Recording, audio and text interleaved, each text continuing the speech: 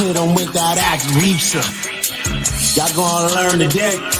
I'm a teacher. That act reacher. Get into the bag. I know that ain't who I think it is. Yes, what's going down? What's going down? My fault, y'all, man. Had to take my nephew to go see Aquaman. I was supposed to do this and I actually worked hard on this. Salute to everybody. Happy holidays and all that good stuff. You know what I mean? Apologies. You know, shout out to everybody that's gonna be the playback players, in the words of my brother Cadillac Red. Dag, man. My bad. I didn't get to drop this on time, you know. But anyway, we still gonna make it do what it do. Cause I'm probably not gonna be able to do it tomorrow because I'm gonna be at work.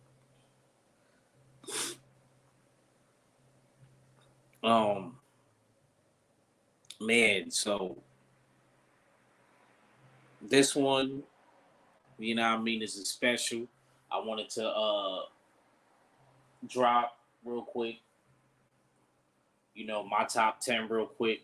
You know, I'm a skim through it. I'm gonna do what Drew did. I ain't gonna be too long. Oh yeah, make sure y'all go back and catch Drew's live. Drew and Stormy B. That was definitely a really good. That was a good one. You know, I was wrong. I thought I only knew one of the characters, but I knew two. I didn't realize that was General Thunderbolt Ross. I'm very familiar with General Thunderbolt Ross, so I didn't know two of the guys that he came up off of. You know what I mean? But salute anyway. So coming in at my number 10, man. You know, I just want to say, you know, there's so many great Christmas characters, and one of my, at number 10, you know, a lot of people be like, oh, why you ain't make Santa number one? In my opinion, you know, I gotta keep it real. He ain't really my number one, but he got an interesting story if we follow the one that my mom always talked about. She grew up off of as a kid.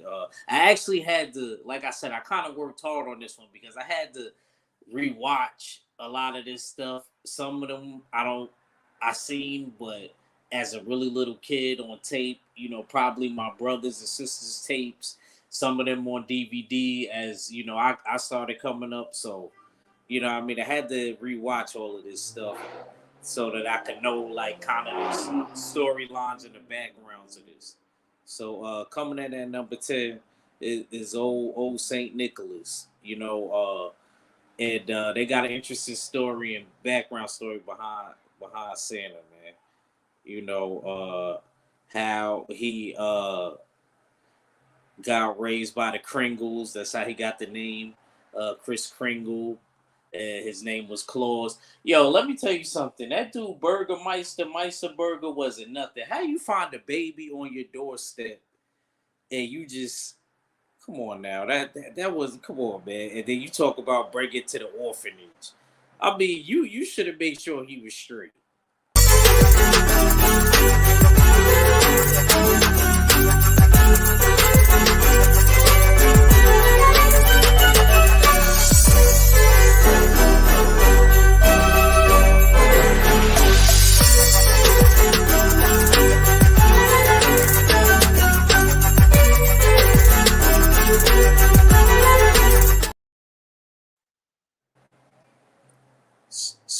Salute to my brother, Bruce Gas. Salute to D-Man Jr., man. Appreciate you guys. Yeah, so I got Santa at number one, and the origin that I'm basing it off of, like I said, was the one from, I believe it was 1970. You know what I mean? My mom had all of them tapes. I think my mom kept them tapes all the way up until my older brothers and sisters got grown. You know what I mean? This is even before a lot of my brothers and sisters was even around. But It's a good story. Um, you know, the babe. It was a bad snowstorm. That when he sent the guard to bring the baby to the orphanage, basically the wind blew him away, and then he ended up with the Kringles. The animals protected him from the winter warlock. Then he became an age, and all they did was make toys basically. And he ends up going to the town, and when he gets grown, and he wants to bring the toys because they feel like for them to be making toys is a waste of time.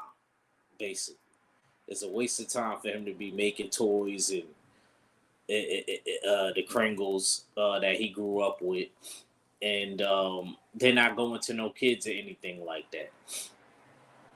Meanwhile, the main antagonist, Meister Burger, he trips, he falls, and hurts himself, and then he bans toys. So that's where the conflict happens. So basically, what ends up happening is, uh, it's the whole origin behind saying it. It made sense. It's hilarious. I don't remember if I seen it. I probably did see that as a baby. My mom probably had bought the DVDs from me and my other brothers and sisters. Or maybe she may even save that from when she was a kid and still had the tape. But I kind of remembered it, bits and pieces of it. But it was a good storyline, and then it gives you a lot of the history on why the reindeers fly, and why Santa goes down the chimney because Meisterburger locks all the doors for the kids. And look, he got to keep coming back and forth because the kids keep writing him letters. But eventually, it gets to a point where he becomes a fugitive.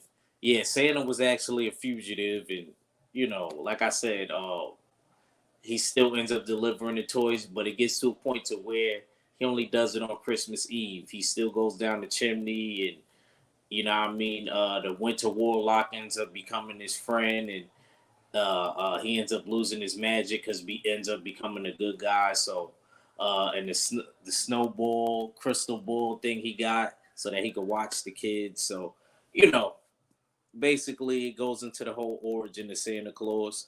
If you haven't seen it, I'm pretty sure all my OGs seen this one. You know what I mean? It's a lot.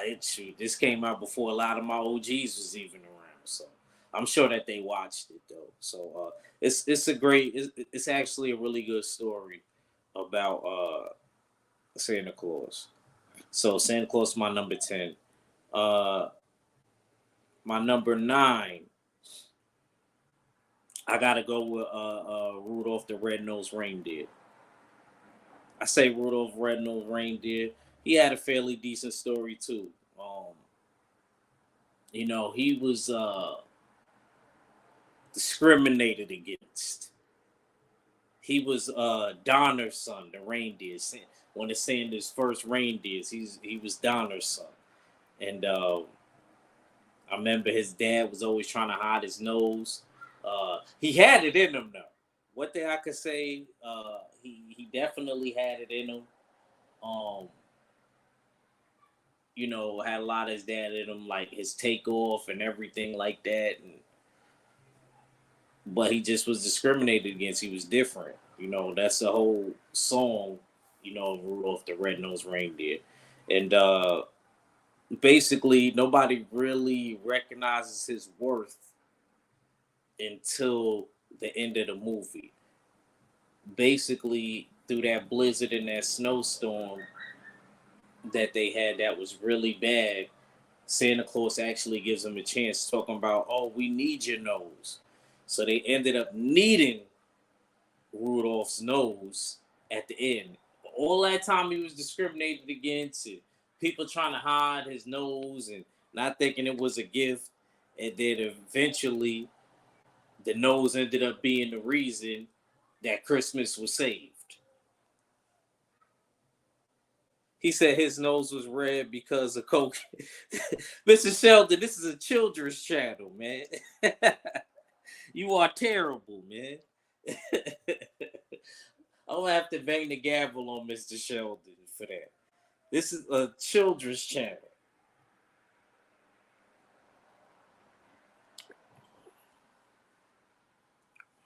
Terrible, Mr. Sheldon.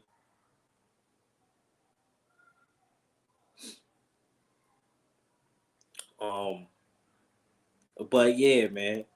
He said, "I'm sorry, I couldn't help myself." I know you couldn't. I know you couldn't. Salute though, bro. Happy holidays though, man. Um, I had to get this. Now I was supposed to do this earlier again. I'm sorry, but like I said, Rudolph, he was discriminated against.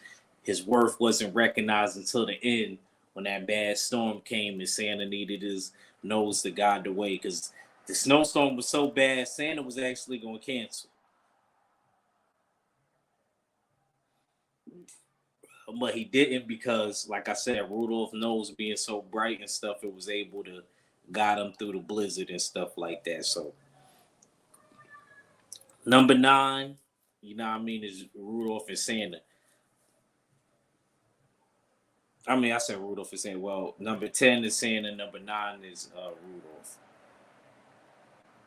Let me see. Who was my number 8? Oh yeah, my number 8. Y'all already know what time it is.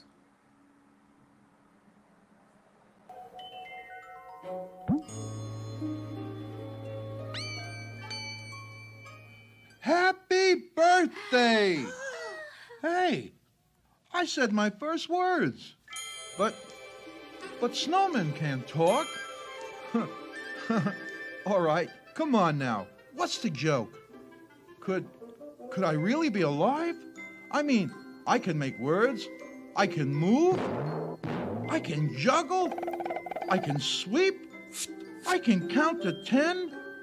1, 2, 3, 4, 5, 9, 6, 8. Yeah, man. My number 8 is Frosty the Snowman. He said, "Jeezy the Snowman." You can't ban the snowman. You can't ban the snowman.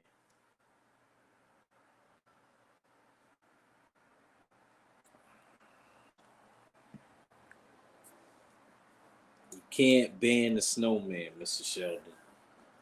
Yeah, Frosty. And guess what? They supposed to be coming out with a live action of this. I don't know. I was like, I guess it must be next Christmas. They must be coming out with the live action.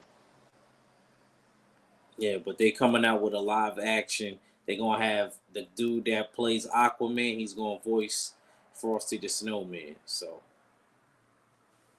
that's gonna be interesting to see the live action Frosty. But basically, a magician comes to the school, and this is another movie that my mom came up off of. Like I said, I had to watch all of these at once to refresh my memory, y'all. So, and basically, what ended up happening is the magician gets the kids bored and stuff like that. He ends up being really a broken down magician, but the hat that he had ends up actually containing some type of magic. And when he throws his hat away and the kids are outside of the school, well, I think they go home or either they they're outside of the schoolyard on recess. I don't know. But they end up making a snowman. The cap blows near them. And that was like the finishing touch on their snowman. And Frosty actually ends up coming to life like you just seen in the video that I played. And once the musician sees that his hat is on the snowman, and he's seen the snowman come alive, and the kids talk about, you seen how the hat was magic, you know, he wants his hat back. And I'm gonna keep it real. Technically, it was the kids, but I kind of felt the musician. Like, that was my hat. I didn't know it was magic, but at the same time, he did throw it away. You know what I mean? He didn't care about it until he found out that it contained some type of magic in it. You know what I mean? So I don't know how to look at that. You know what I mean? Who wouldn't want their hat back if they knew that could? To be honest with you, I would have took that snowman with me and we would have bounced. You know? But the kids was really upset about it. He had a bunny named Hocus Pocus, I believe his name was, and he hopped all the way back to the kids, and then the kids end up getting the hat. I don't think that the guy, the musician, he realized it. So him not realizing it, the kids get the hat back. Frosty comes to life. It actually must have been, even though it snowed that winter, wherever they was from, it must have been a little bit warm because Frosty started to melt, and then they telling Frosty basically the only place he'll be safe is in the North Pole. So basically, he has to go with the little girl and take that journey to the North Pole. They end up going in like a refrigerated type train thing, and the girl is cold. Frosty's fine in the freezer, but the girl, she was a real one though. The little girl was a real. I don't know why the rest of the friends ain't go. Let that little girl go with Frosty by. Come on now, I got bang the gavel on them kids. Like none of the boys went. They let that poor little girl go all the way to the North Pole with Frosty. Anyway, the musician ends up finding him. Frosty actually melts, ends up coming back, and he promises the kids basically that he'll be back. They end up getting the hat back and all of that good stuff. So it was a fairly this one was a fairly decent story. It wasn't the best one, and it ain't the best character as you can see, but we making our way down the list. Let me keep going. Where we at now? So Frosty's number 8. For my number 7, yeah, this is a movie that I came up off of. Nightmare Before Christmas. A shiver and a tear. Wrong one. Wrong Jack.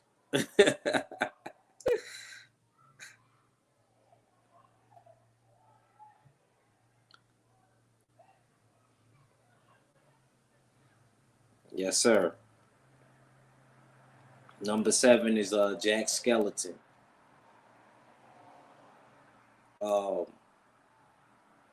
Nightmare Before Christmas. It was kind of weird, you know what I mean, but it was a good story.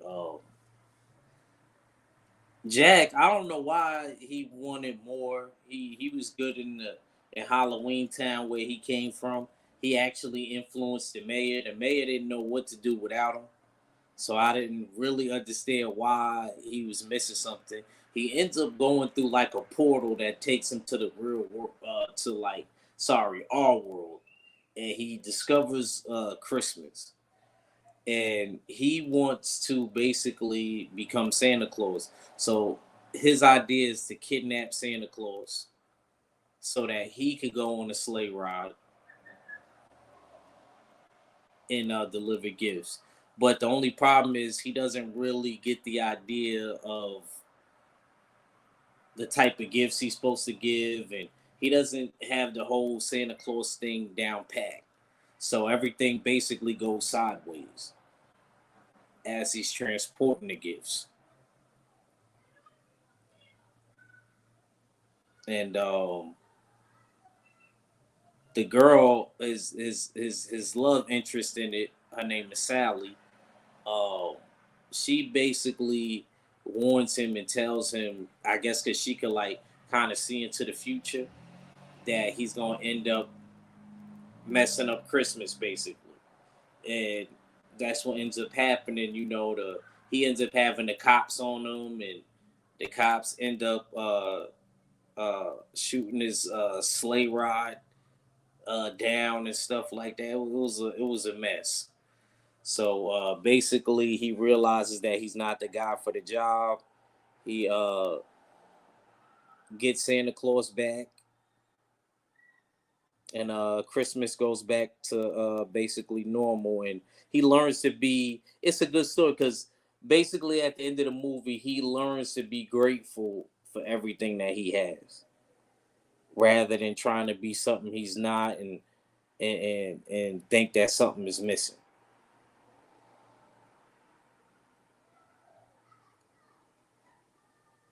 So that to me was a really good story, because it kind of tells you to be grateful for what you have, you know what I mean, and stop worrying about what you don't have.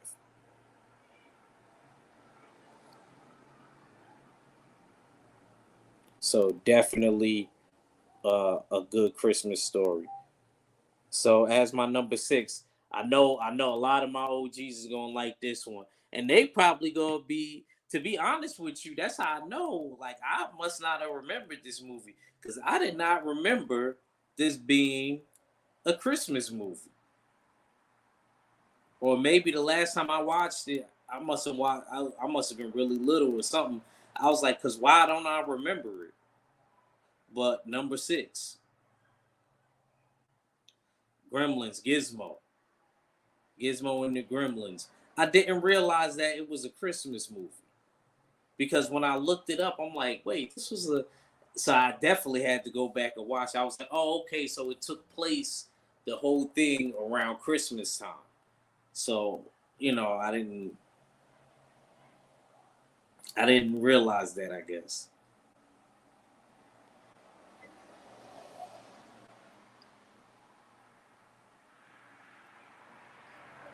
So there's some rules here that you got to follow.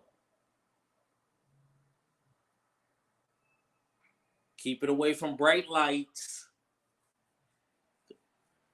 It's a mangwa. You know what I mean? Keep it away from the bright lights or, it'll die. Uh, don't get no water on it because it will duplicate itself.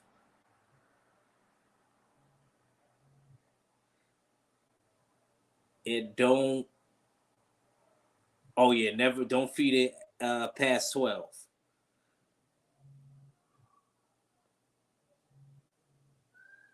To be honest with you, I don't think I would have gave that to my teenage kid. Shout out to Billy though, in the movie. He was a real one. He was holding the family down because his dad was an inventor. But all the inventions his dad came up with, they ain't never worked. Like I was literally waiting to see if one of the inventions of this dude's dad's actually worked. I was waiting to see that. Um, but none of them did. Good father though. Good father though, because he went out his way to go buy his son a gift. He went to Chinatown and he got Gizmo, and basically, everything ends up going left. The water gets spilt on Gizmo, and the other little manguas become born, and they got one little leader. His name was Stripe. Man, yo, Stripe was he was something else. Just when yo, man, like I said, I did not remember this movie at all. I had to watch this on HBO Max. And what's good, sis? I know Tay remember this one. I know Tay remember this one. She said one of my yo Tay, I did not realize that this was a Christmas movie. I did not realize that it was a Christmas movie. I really didn't. I had to watch it today. I was like, oh, that's why they say that, because the whole movie takes place around Christmas. Maybe I haven't watched it in years. I think I really haven't watched. Yeah, yeah. And actually, when I read up about it, they said it actually was the first, one of the first of its kind. It was like the first kids horror uh ever. I didn't even know that. Shout out to Steven Spielberg. I didn't know he was behind this either. He didn't direct it, but I think he produced it or something like that. He had a hand in it somehow. And but anyway, the leader Stripe, he was very smart, because he ends up sabotaging everything, and he ends up getting them the food late. They end up mutating into something else. Uh, well, what they call gremlins, and everything went downhill from there. And I remember I should have knew something was up right there when they was eating the food, and Gizmo didn't want none of the food. Gizmo was the only good one. Shook his head. It's like, no. Yeah.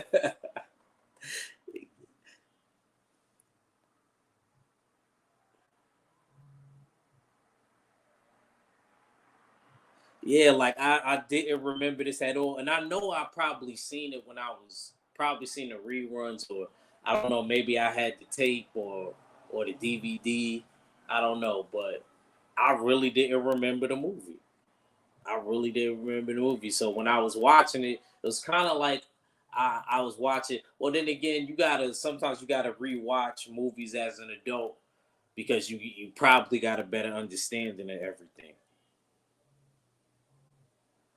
Because honestly, I like I said, I really didn't remember the movie at all. But it was a good movie. It was a good movie.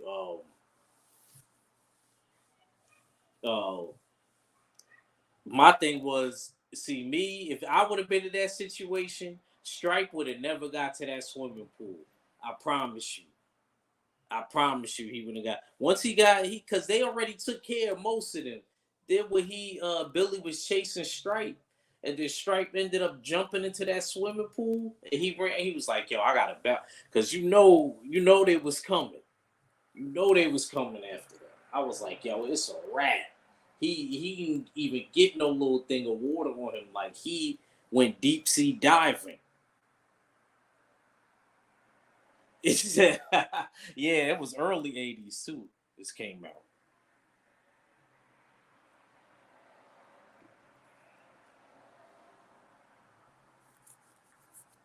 But it was a good one though. I can't front. It was a good old school movie. It was a good old school movie. It was a good movie. So basically, what ends up happening is they end up getting rid of all of them in the movie theater. Yo, them they was bad. They was toting. They had guns, and they was smoking cigarettes. They was gambling. They was terrible. Them little gremlins, yo. They was horrible.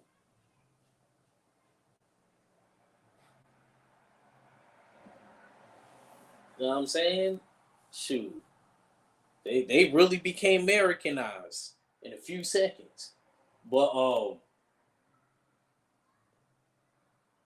basically, once they ended up taking care of Strike, everything was good, and then the grandfather ends up coming back, giving him the money back, because he felt like the family. I would have been mad though. I would have been mad, yo. Even though, because Billy, he's still a kid. Like, he got attached to Gizmo, and then he had to give him back. You know what I mean? Even though the grandfather gave the money back and stuff, but it was still like, dang, yo. You know what I mean? He got all attached to Gizmo and all of that, and the thing could talk. But it is a big responsibility, though. I don't know if I would have trusted. I don't care how mature my kid would have been. I don't think I would have trusted it because what if I spilled water on it? And then look what happened. Look how everything went left. And I can't imagine one of them things in New York City. Oh my God.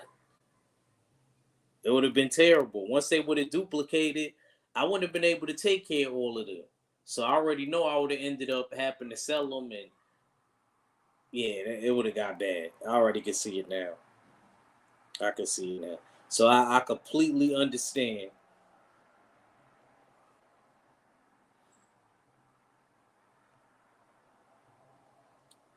why the Asian grandfather said that it's a big responsibility. So at my number, well, what I put is at my number 6, Gizmo definitely. I like Gizmo. Gizmo even helped out at the end too. He was a real one. Okay, at my number 5. At my number 5, we winding down now. I don't want to keep y'all too long. Yeah, y'all know what's coming. Cause I'm Act Frost. You know what I mean? We had to bring out Jack Frost. That's my number 5, Jack Frost. A shiver and a tear lets you know Jack Frost is here. Yes, sir. Jack Frost at my number 5. Now this story is kind of messed up. This is another story I had to go back and watch. I don't know if I ever seen it. This one's older than all of y'all in the comment section. Bruce probably grew up off of this, cause I know my mom used to told me about this movie too. Um, Basically, Jack Frost, you can only see a shadow, and what ends up happening is one of the girls named Melissa is kind of, I don't want to say what's the word that I'm looking for? She's not obsessed with him. She's enamored. Like she admires. She has great admiration for Jack Frost. And he takes that as she really likes him and stuff like that. So that makes him end up really liking her. And basically, he goes to Father Winter and he asks Father Winter if could become human. And Father Winter says that he has to get a horse, a shelter. I forgot what the other things that he has to acquire a couple of these things before spring comes. In order for him to stay human. But he ends up being able to become real and come into the real world. He ends up calling himself Jack Snip. Two of the gypsy what are they called? The gypsy. I watch so many movies. Y'all have to forgive me. You know, snow gypsies. I'm sorry, that's what they were. Snow gypsies. Two of his friends end up coming with him on the journey because, you know, they don't want him to be by himself, basically, and they become human or whatever. And shout out to them. See, those is real friends right there, though. You know what I mean? Because they could have been comfortable staying snow gypsies and stuff like that, but they wanted to make sure Jack Frost was good. See, they was real ones. I actually kind of respected that in a movie.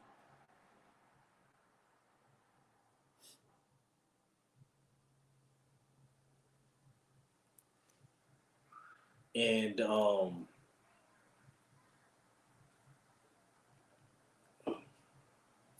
basically there ends up being the king of the Kazakhs. I'm not making this up. It's actually the story takes place in Triple G's hood. Yes, it takes place because the bad guy is the king of the Kazakhs. And he's taking everybody's kaputniks. Kaputniks, I guess, is a coin, is money.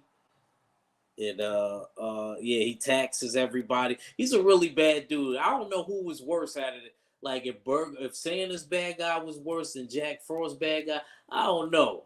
You know what I mean? Because Meisterburger was only taking toys away. He wasn't taking people's money. Like I think Jack Frost's bad guy was a little bit worse. He was taking money, like he taxing.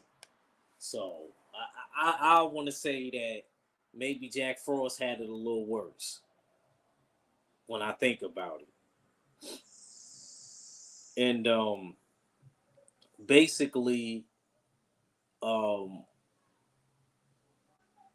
he doesn't realize that Elisa, she, like I said, she more admired Jack Frost. He didn't realize that she didn't really necessarily wanted to be with him. She just admired him, you know. And what ends up happening is there was a knight that ends up leaving, but he ends up coming back to the village, and she ends up falling for the knight, even though Jack, he starts really to care for Elisa. And they end up getting trapped and captured, and him and his friends get trapped and captured by the king of the Kazakhs, and he actually sacrifices his humanity to become Jack Frost again. And ends up realizing, you know, that he should just stay, you know, Jack Frost. I mean, he didn't get the girl anyway. She ends up saying that she loved the guy that was the knight. So there was no reason for him to stay human anymore. You know, so he didn't get the girl or anything like that. That was really the main reason in my mind that he became human. So there was no point in staying a human for too much more longer. So basically he goes back and he makes a deal with the groundhog. And we all know the story about Groundhog's Day. It's gonna be 6 more weeks of winter, I believe, if the groundhog sees his shadow and go back under the hole or whatever. So yeah, so they ended up striking a deal, and that's how their origin of how Groundhog's Day was created. So really good story though. It was a really good story. It's kind of sad, like I said, because he didn't end up getting the girl at the end, but he did gain friends. He did gain friends, I guess. Okay. This another one I didn't realize. But see, I remember this one. I remember this one. This one I remember. Don't matter if it was 80s, 90s. This was this was on rotation in my house. Hey, I'm John McClane. Our guy. I'm your limo driver. Nice beer. I remember this one. Shout out to John McClane. Shout out to John McClane. And he's my number 4. Terrorists end up taking over, you know, the airport. I believe this one was the one with the airport. This is probably the only movie I didn't get to go back and watch out of all of them. But I remember the main basis of it. And John McClane has to do whatever he has to do to make sure the hostages and everybody is safe. And he does that. He's a cop for the NYPD, but he's visiting the LA. I believe, yeah, he's in LA. And you know, the LA cops don't really jack how. I mean, they both just as the LAPD wasn't feeling how that he was coming over there. He was an NYPD officer, but I still felt like, yo, he's a cop. You know what I mean? Like, and he ended up doing a better job than the LAPD.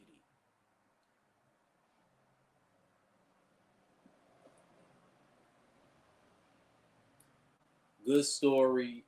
He ends up saving everybody. He's a one-man army, and he ends up doing this thing. This is a really good story. It's another one, even though I know this one, I knew it took place around the holidays. This is another one I didn't know they considered it a holiday movie, but I'm not mad. He definitely one of my favorite Christmas characters since they put him in this category, and I'm not mad at it. It's a great movie. I'm probably actually gonna go back and watch this one after I done with this live.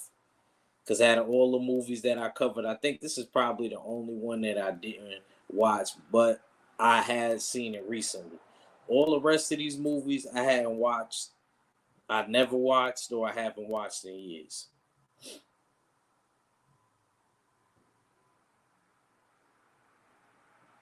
So definitely a good story.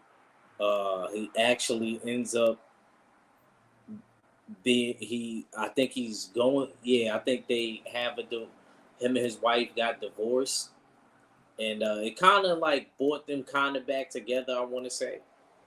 Like this whole situation with the terrorists and him holding it down. You know what I mean? So what's good, bro, man? Happy holidays, Mac. I'm doing these top 10 Christmas characters, bro. Definitely John McClane, you know, he one of my tops. Hands down. Hands down. Ain't even a question.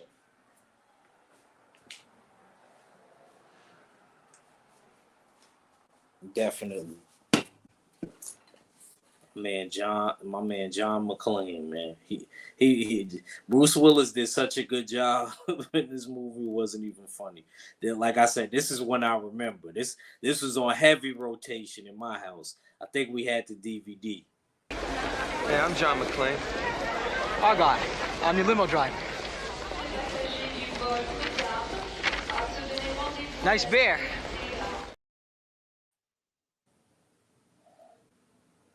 So salute to Bruce Willis in the Die Hard franchise. Definitely a good movie. At my number 3, who y'all think is my number 3? Who y'all think is my number 3?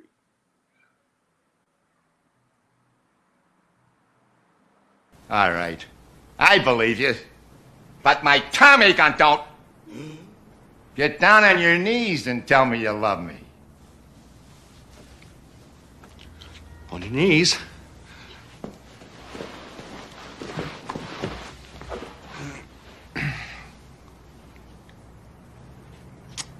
I love you.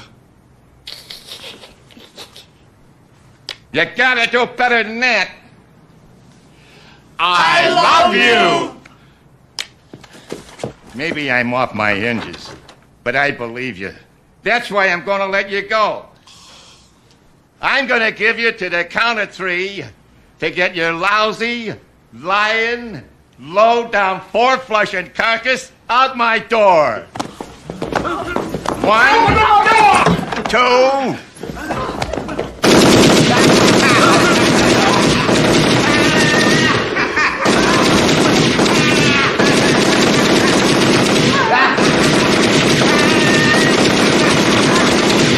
3.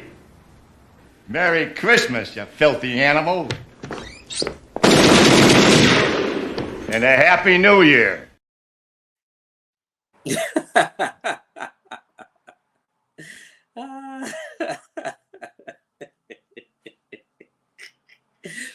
Yo, he was a fool, yo. Macaulay Culkin was a fool, yo. Oh man. Oh man, he was an idiot. I ain't go for this is why you gotta watch the movies before you let your kids watch it. Cause of stuff like that. We don't want them growing up being crazy now. Yeah, Kevin from Home Alone. That's my number 3. This is another story that I like. This is another story about not appreciating the little things and what you have. Cause Kevin, first of all, what part of Chicago was they in? Cause somebody tell me, cause they was some rich. I know it was a little bit outside of Chicago. They had some money. They had the biggest house on the block. See, I had to go back and rewatch it because I probably haven't watched it as an adult. I was like, yo, they had a pretty big house. I see why Marvin and Harry, you know what I mean, was watching that house. He said that house is the reason why I even came to this block. That's what Harry told Marv. And remember in the beginning, he dressed up like a police officer to see what was going on, and they was getting ready to go to Paris or Paris. You know what I mean? And basically,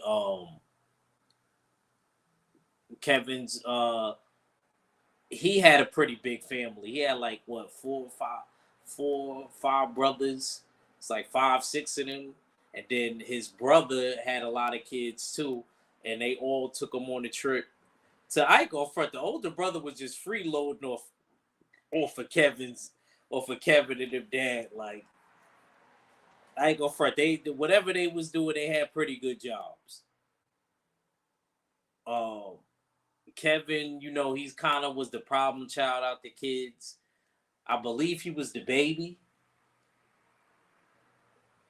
I believe he was the baby, and he kind of resents his family, for kind of how he treats them and how he gets treated. He actually ends up being put on the 3rd floor, which is like the cellar. And basically, what ends up happening is, I guess because they, all the family's over, the cousins and all of that is over, and he ends up getting left. They end up being late for the flight to Paris anyway. And they end up being late. But being that Kevin is in the cellar, he doesn't hear any of this. And they all get on the plane and stuff and realize that Kevin's not even there. Now, where's my gavel at? I have to bang the gavel. I don't care what's going on. I don't care what's going on. My mama had 9 kids. There ain't no way. I'm one of the youngest. There ain't no way she would have forgot. It don't matter. We could have gotten to like 3 or 4 arguments. No way you should have forgot your kid. I gotta bang the gavel on that. Terrible parenting. Terrible. That's why I say everybody shouldn't have kids. I don't care what race, what color. Everybody shouldn't have kids. Cause of stuff like that. How you forget your kid going to Paris? Salute, bro. Salute, Red. He said Kevin's dad was my old connection. Come on, Red. Yo, happy holidays, Red. Red, my guy right there, man. That is terrible, bro. But how you forget? He might have been Red if Red is there. He might have been because you know what was crazy? The mom felt bad, Kevin's mom, when she realized that she left him, and she was ready to give away her Rolex. I guess it was a bust down Rolex. She said, "Is that a Rolex you're wearing?" And stuff like that. She was like, "Please, I'll give you, whatever to get back to the kid." The dad is still going on the trip. No, bro. Nah, I would have had to tell the rest of the kids, like, yo, we going back for your brother. I don't care if he was the problem child or not. We going back with your mother. Even though, some events end up happening. Kevin, the night before they left, Kevin said that he wished that he wasn't around his family. And then his mom said, maybe you'll get what you wish for. And it actually ended up playing out like that. Kevin ended up not, not waking up to his family. He thought that it was a joke, and they really left him in Chicago by himself. And he basically goes through his older brother's money and room and stuff like that. So luckily he had money to hold him over. But Marv and Harry didn't believe that house, because they home invaders basically. And they don't believe that house is still packed. Kevin did a good job of acting like people were still there and stuff like that. But eventually he gets found out that he's home alone. And there's an old dude that they end up lying about, telling a story that always shovels people's driveways, and saying that basically he was a serial killer and stuff like that. It ain't until Kevin goes to church and realizes that he was wrong for what he said and did to his family, that he meets up with the old guy, and he finds out who the old guy really is, how he has, adult problems, how he hasn't talked to his son after they got into a bad argument, how he came to the church to watch his granddaughter sing and stuff like that. And, Kevin, he's not the bravest, but he asks the old guy, like, why don't you talk to your son? And he's like, I'm scared that he ain't gonna talk to me. He's like, I thought adults are, because you're adults, you don't get scared. He said, it doesn't matter what age you are, you can always be afraid. You know what I mean? She said, what is your number one, bro? We getting there. This is number 3. Tay. I gotta make it stretch for like an hour with some change at least. Why you think I'm,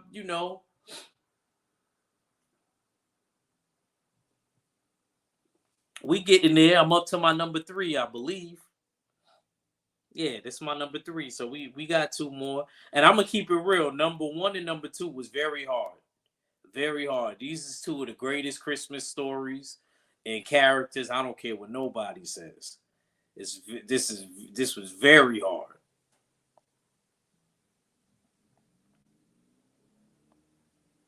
But yeah, so Kevin ends up deciding after he gets found out that he's gonna protect his house. And he does that very well. And an 8-year-old kid outsmart dudes probably 40 plus. That don't make no sense. That's why they got that game at let's see how old your brain is. An 8-year-old kid. She said, okay, sorry, bro. I'll pull a double duty. Got to go back to the other page because that I can talk to. Nah. You good, Tay. I actually, yeah. You good. I'm getting there though, sis. We getting there. But this was a good story. I don't forget. I grew up off of this one. So this is not one that but I did actually have to go back and watch it because I could tell I haven't watched it since I was a kid because there were certain things that I missed that I understood now. You know what I mean? As an adult. You know what I mean? I didn't realize, like, I don't think I ever realized why he ended up being home alone. I know he got into an argument, but I didn't realize the whole redemption process of him going to the church and him wishing for his family to be back no matter how mad he was or annoyed at his family. So all that part I didn't get, you know. And then the mom actually ends up getting a ride because this band that she ends up running into is going to Milwaukee, and Milwaukee and Chicago, I heard, isn't too far away from each other. So he ends up saving the house, but the old guy ends up actually saving him. Thank God he went to the church and met up with that old guy. Maybe the old guy might have still saved him, maybe not. But thank God, because Marv and Harry ended up having him at the end. They had his number at the end. They hung him on the freaking coat hanger and everything. You know what I mean? But yeah, she said, of course I remember this one.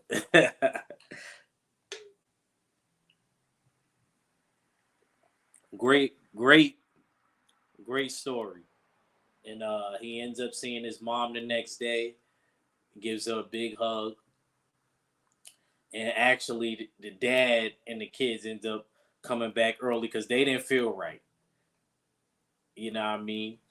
Even Spike, the older brother, he didn't feel right like that. His brother was out there like that. So, you know what I mean? Like I said, this is a good Christmas story about redemption.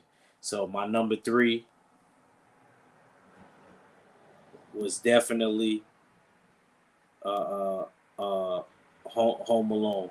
But before I go, I'm sorry, y'all. I gotta play All one right. more time. I believe you. But my Tommy gun don't. Get down on your knees and tell me you love me. On your knees.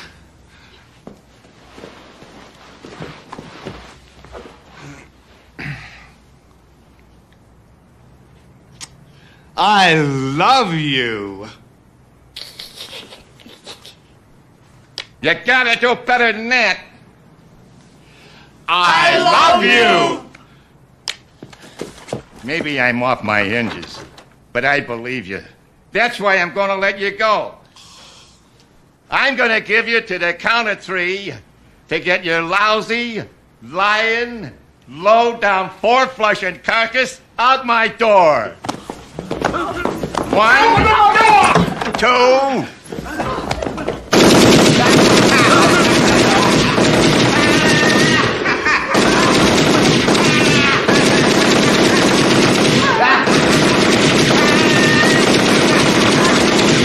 3. Merry Christmas, you filthy animal. And a Happy New Year. I love that one. Yo, I love that part, yo. He said, what Red said? He said Kevin wished for his family. Yeah, he did, Red. He did. Yo, I ain't even gonna lie. Yo, I had a situation like that when I was little, bro. Like when I was mad, like I rolled on everybody, my older brothers, and I got mad brothers and sisters. You know what I mean? Like I rolled on everybody. Like, yo, I hate y'all. I became one of them little, you know what I mean, them little bastards saying stuff like that.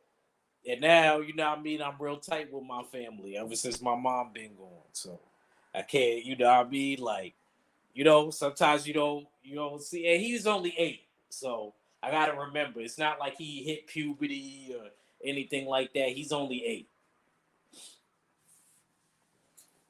And he got what he wished for, Red. He definitely got what he wished for, too. He woke up in the morning, nobody was in that house. It started feeling fun. It's because he had a decent size amount of brothers and sisters by himself. But then the cousins came over. His uncle, his dad's brother's kids came over, and he had a flock of kids. That joint really reminded me of how I grew up. That was the white version.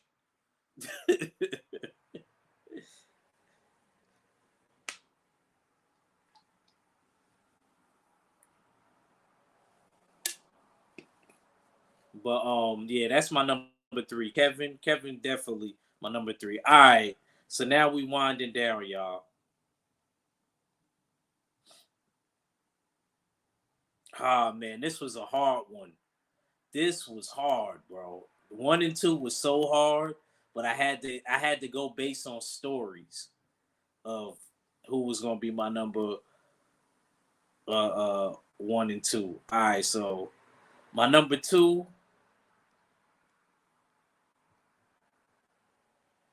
is my main man. 4 o'clock, wallow in self-pity. 4:30, stare into the abyss. 5 o'clock, solve world hunger. Tell no one. 5:30, jazzercise. 6:30, dinner with me. I can't cancel that again. 7 o'clock, wrestle with my self-loathing. I'm booked. Of course, if I bump the loathing to 9, I could still be done in time to lay in bed, stare at the ceiling, and slip slowly into madness. But what would I wear? The Grinch. Yo, I gotta keep it real. You know, this was one of my first DVDs. This and Rush Hour 2. I was mad little. Yup, it's a fact. It's not a theory, it's a fact. No, you crazy. See, you older than me, Tay. So yeah, I can understand why you would say that. Yo, when this came out, when I was little, this movie was fire. Yo, Jim Carrey did his thing. Jim Carrey did his thing in that. Yo, I disagree with that, Tay. I ain't gonna front. Jim Carrey. Then I ain't gonna lie. I believe that was the only. That was my mom's favorite Canadian because she got a kick out of Jim Carrey.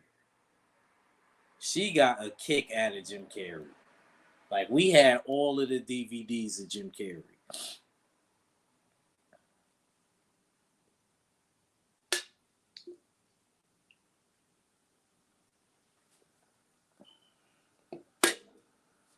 I ain't gonna lie, that this another, but the overall theme of this, man, I like stories like that give you a second chance. I'm a sucker for movies like that when a person gets second chances. You know how they were so against the movement, then they end up joining the movement and being better than people that started the movement.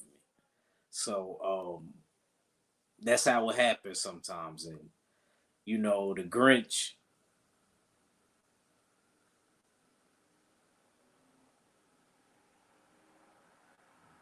She said, "I took. Oh, you didn't want to go see this, and Mama Brown took you to go see this. Is the yo, Tay, you is what? This is my first DVD.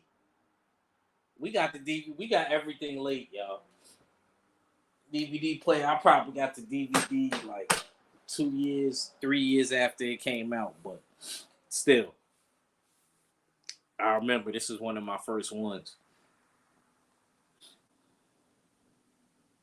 And this is a really good story. You know, it actually goes into the origin of the Grinch and why he actually hates Christmas. How he was similar to Rudolph because he was different and he was discriminated against. And he's another one I understand so much more as an adult than I did as a child. You know, and ends up stealing Christmas from everybody. And he actually teaches the Who's a lesson because all they care about is gifts, gifts, gifts, gifts, and they don't realize the meaning of Christmas. And he actually helps that. And if it wasn't for Cindy Lou Who, it's sad. A little girl had to teach. She was probably about the same age as Kevin. About 8 years, an 8-year-old girl had to teach full-grown adults the meaning of Christmas about it not being only about gifts, about being with family, about you being able to still celebrate and bringing in the holidays if you do celebrate it with your family and bringing it in and being around and spending time with your family and stuff like that. So I think there was a very great message in the glass bottle. But you got to read the letter. You know, it was a very good message, and at the end, the Grinch, he even learns that after he takes the Grinch took everything. He took the food, the turkeys. the trees. Even if there was one little Christmas ornament left behind on the floor, he took it. You know, so, and when the people panicked and stuff like that, and then once everybody realized that that's not the meaning of the whole holidays, just getting stuff, they still celebrated, and the Grinch ended up feeling bad and repented on everything that he kind of did, and bought everything back. So thought it was a great story. Jim Carrey did an amazing job, Ted. You are crazy. Let me run it back one more time. 4 o'clock, wallow in self-pity. 4:30, stare into the abyss. 5 o'clock, solve world hunger. Tell no one. 5:30, jazzercise. 6:30, dinner with me. I can't cancel that again. 7 o'clock, wrestle with my self-loathing. I'm booked. Of course, if I want the loathing to 9, I could still be done in time to lay in bed, stare at the ceiling, and slip slowly into madness. But what would I wear? Jim Carrey did his thing, Tay. You crazy. He did his thing in that. That was a good movie. Okay, so last but not least, my number one. All right, Tay. You finally gonna see who my number one is. Cooked goose for everyone! It's Ebenezer Scrooge! Yes, a cooked goose! Ha ha ha! Yep, y'all guessed it. The number one Christmas character of all time, Ebenezer Scrooge. Now, I really like this story. Scrooge is what they call a miser. A miser is somebody that hoards money, that is really cheap, and they hoard money. So always remember that. Remember that term, a miser.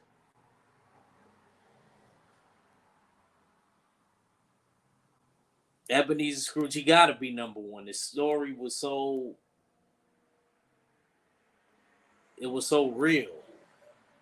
About a man that never wanted to be in poverty. He put the money before everything, even before his love interest.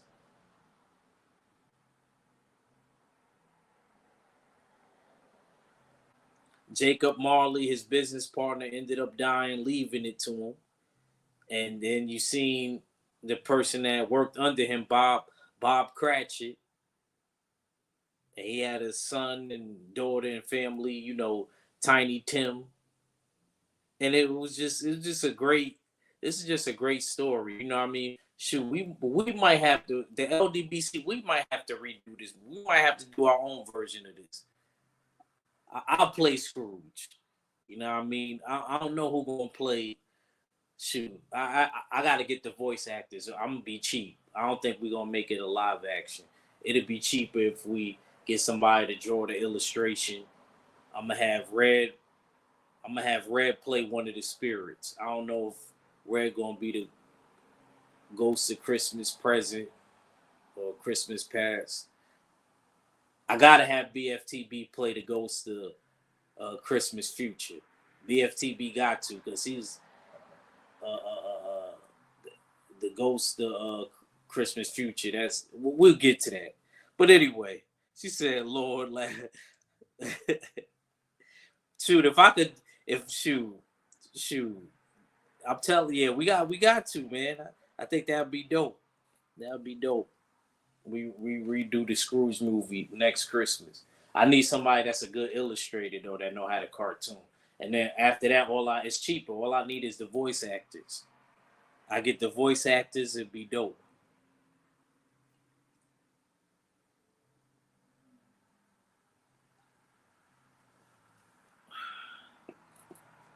I'm definitely playing Scrooge though, Tay. Definitely. I think I would do a good job.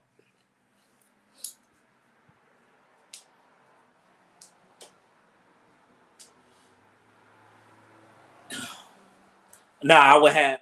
That's how I would do it. I would have Red play the Ghost of Christmas Past. I would have Mac play the Ghost of Christmas Present. But Mac, look, Mac. If stay ready out there, if I do, yo, look, your character's gonna end up eating turkey and stuff. I know you a pescatarian, but you ain't gonna actually be eating it. The character's gonna be eating the turkey and stuff. So I don't know if Mac feel a certain way about him not dining on, because you gotta remember the Ghost of Christmas Present. He man, listen, he ate good and all of that. You know what I mean? And he was the one that was having a good time. But I think Scrooge learned the most from him. But let's get into the story. So Scrooge, as he's going home on Christmas Eve, this dude is messed up. First of all, he didn't give Bob Cratchit. It took for Bob Cratchit to tell him that it's Christmas for him to get the day off. Why you couldn't? I gotta bang the gavel on Scrooge. Why you couldn't give him the day off? He said, "Yeah, but you're not gonna get any pay." It didn't pay the man. I'm getting paid today. Terrible, man. That was horrible. Scrooge was a terrible guy, man. He really was. He really was. This was a whole 360. This was a great story about somebody doing a whole 360. This is probably the best, even outside of Christmas. It's probably the best story ever of somebody like redeeming themselves. It don't matter what version you watch. If you watch the one my pop grew up off of, when he was a kid in like the 30s, if you watch the 70s one, if you watch the Muppet one, if you watch the newer one that I came up with Jim Carrey again, don't hate Tay Tay, the Disney one. Oh yeah, they had another. Yeah, they had another one with Mickey Mouse in them too, with Scrooge McDuck. That's Red's boy, Scrooge McDuck. I forgot about that one. I'm thinking of the one that Jim Carrey played. He did a good job too.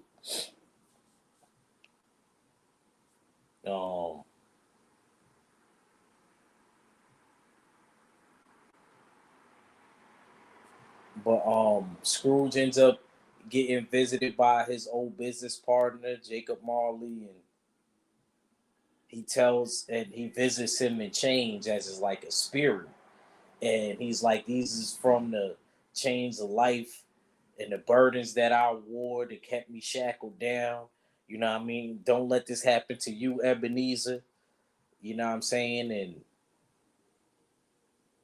Ebenezer, that's how cheap he is. He don't even like to light his candles because that oil for the candles costs money. But he ended up lighting it up when he heard them premonitions and stuff like that. He ended up lighting the candle then. So he goes to sleep, and Jacob Marley. Well, actually, sorry. Before he goes to sleep, his old business partner warns him that he's going to be visited by 3 spirits. Y'all all know the story. And he go to sleep, and then the ghost of Christmas past come visits him. And then they show him his past and a light-hearted version of Scrooge. Him actually meeting his first love interest. They even showed, I believe, because he only got one living relative, and I forgot his nephew's name. I don't remember his nephew's name, but it's his sister's. It's his sister, even in the book. It's his sister's. I think his sister's name is Mary. It's her only. So that's his only living relative, and it's kind of sad that he didn't even want to go eat dinner with him, and his nephew invited him over.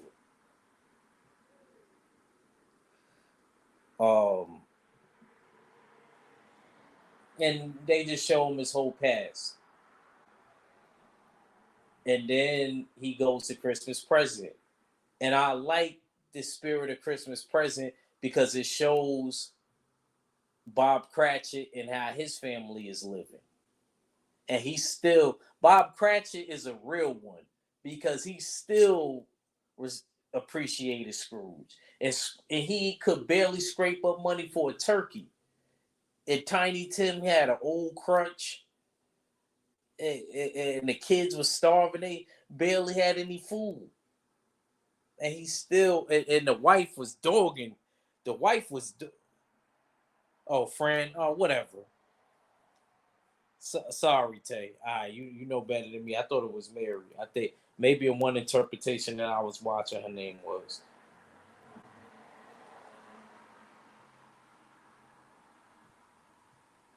Sorry, Tay. Thank you for the correction. But anyway,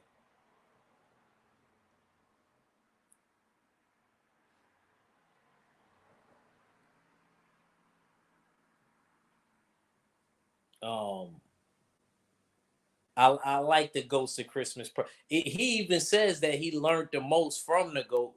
Like he was like, Spirit, I learned the most from you. This is that and the third. And remember, the spirit was so big that he had to shrink down Christmas Present. And you seen him eating the food, and he was drinking, and he was having a good time. To me, they kind of based him off of Thor. He had a red beard, and I mean, Thor liked to drink and eat a lot, and Santa Claus too. It was a combination. So I always liked it. The Ghost Christmas Present. You know what I mean? But he showed him. He's like, "Will Tiny Tim pass away?" And then he start worrying, and then he starts being more concerned about his employee Bob Cratchit. So So to me, the Ghost of Christmas Present, he had an effect. Maybe even more than the Ghost of Christmas Past did. It definitely had an effect on Scrooge. And then, last but not least, we get to the spirit of all spirits, the Ghost of Christmas Future. And who wouldn't have been terrified? Come on, man. That was basically a Grim Reaper. That's why BFTB, if we do redo the interpretation, we're gonna have BFTB play the Ghost of Christmas Future. Who else could who else could do it? You know what I mean? The Ghost of Christmas Future. You know what I mean?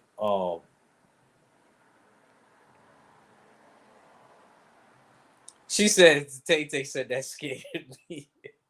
Yo, I'm not gonna lie. I don't care who says what, yo. Anybody would have been scared of the Ghost of Christmas. It's basically a Grim Reaper. He wasn't even saying nothing. In every interpretation that I ever watched, he don't say nothing. He just point. And I like how he goes into the future and people are in Scrooge's home, which I don't know how they would have been able to take everything and bust into his home like that. He still had a nephew. He still had a living relative. Shouldn't it have went, even though he didn't have kids or anything, shouldn't it have went to his nephew and his family? Tay said that's why I was scared. But you like scary movies and stuff, Tay. So the Ghost of Christmas Future, if they would have came and visited you, that should have been nothing to you. Because you a scary movie person. That should have been nothing.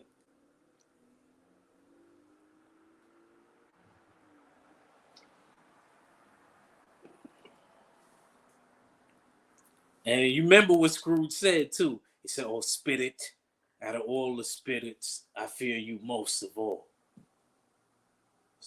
Scrooge was scared straight when that third spirit came. It wasn't a joke. If he didn't get his act together with the first two, with that one, he put it all together then.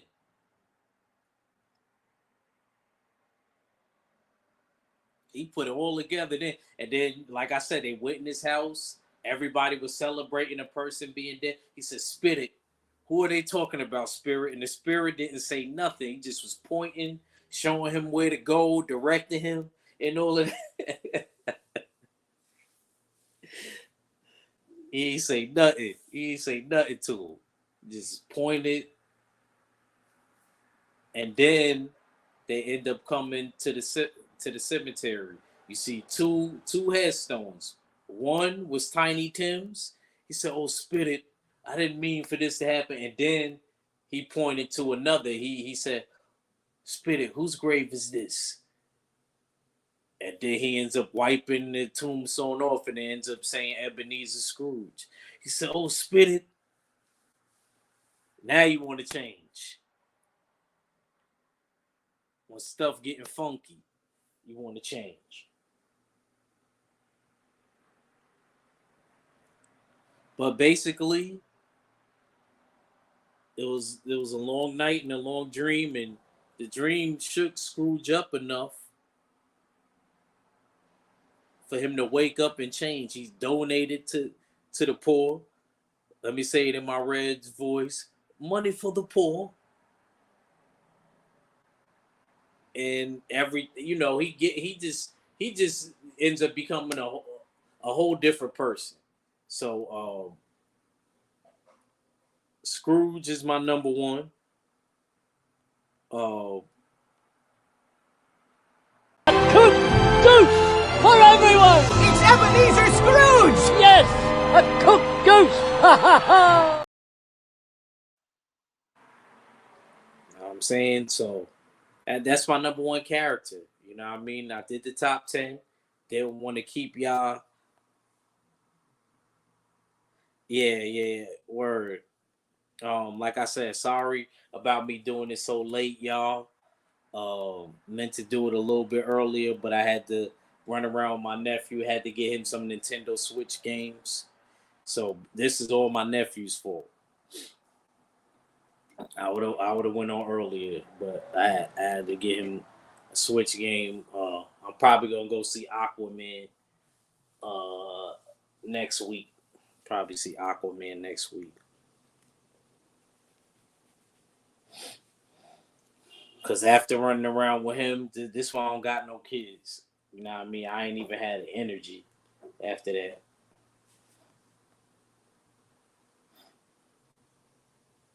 But that was my top 10 Christmas breakdown. Christmas character breakdown. Hope I didn't keep y'all too long. And like I said, I'm sorry I didn't go on earlier. You know, like I said, I had to do some running around. I'm going to get ready to chill out and relax. This was kind of fun breaking this down. You know,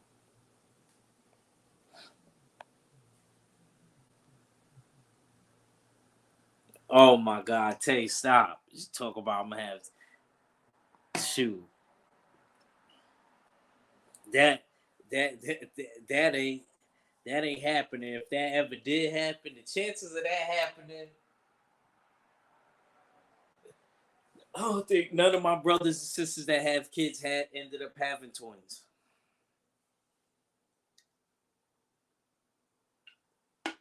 Even though my mom and my aunt Rose always did say that I would be the one, and I don't see that.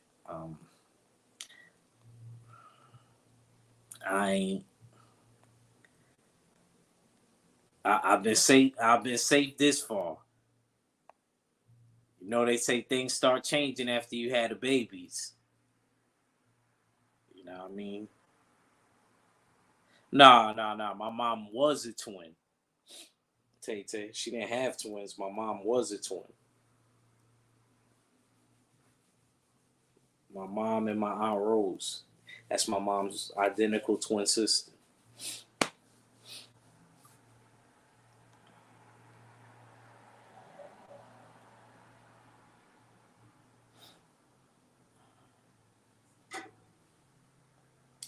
My grandma though, she had like 2 sets of twins though. She had 2 sets.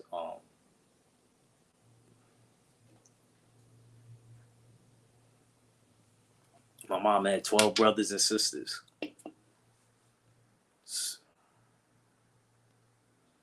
I couldn't even have a big family. Like if I did have kids, that's she said see twins. I got a friend, one of my Dominican homeboys I came up with. His mom is a twin. He had twin girls. It was crazy. I said, "Oh man, you about to have to get the shotgun, bro."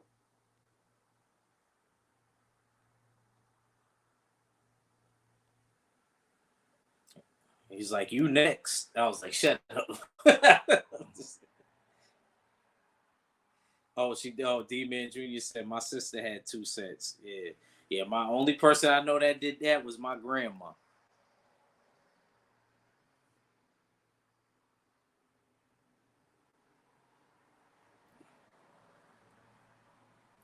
Yeah, so D-Man Jr., man, we gonna do the LDBC version of the Christmas Carol. I'm gonna play Scrooge. Red gonna play the Ghost of Christmas Past. Stay Ready gonna be the Ghost of Christmas Present. BFTB gonna be the Ghost of Christmas Future. Dad, who gonna play Bob Cratchit?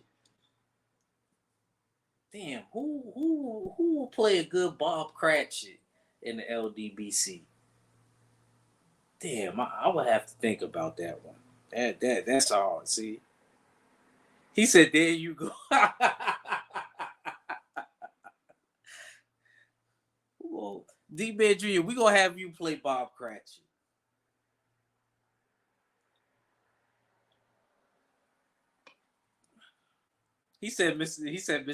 Mr. Shelton probably would do a good job. I probably think not take him serious. He probably get the best Academy Award out of everybody too. He probably really play a good Bob Cratchit too.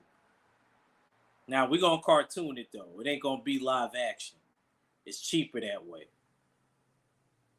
See, I'm the type of person we gonna say we gonna be like Scrooge for real. We gonna save money. We gonna just pay for the illustration and the cartooning, and then we just gonna have we gonna turn y'all into great voice actors.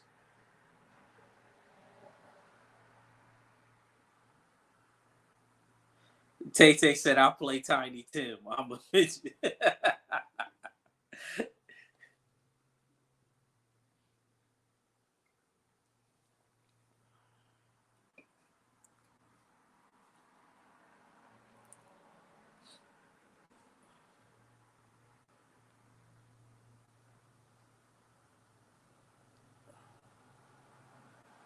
Nah, but like I said, that it was hard though. My 1 and 2 because I was gonna put the Grinch number 1. Then I had to think. I said, how am I gonna really rate this? I said because both of those stories is good, and I was like, you know what? I have to go with Scrooge because of the whole like redemption. Like if excuse me, if there was any story that had to do with redemption, that one had to definitely do with redemption the most. So I'm gonna leave that at that. With that being said, let me let y'all get out of here. Uh, I just got done with my running around. You know what I mean? Like I said, I was supposed to go on at 6. I'm sorry. I apologize, y'all. Had to run around with my nephew real quick. I already had got the gifts, but I like had to go see him and bring the stuff to him or whatever. So it took me a while. So that's why I didn't go on at like 6. Salute, man. Y'all take care. Yeah, my bad, man. That, like I said, that was my. I was gonna wait to be honest with you. I was gonna wait to give it to him till tomorrow, but that was my bad. But you still came through anyway, D Man Jr. We appreciate that. Could have been anywhere else in the world, but you're here, and I very much appreciate that. H to the Izzo. V. Now let me stop.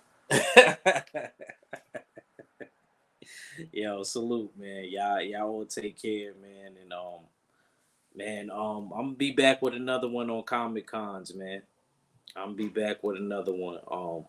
I don't know what I'm gonna do next, but this was a perfect time for me to do a top 10 since it was the holidays.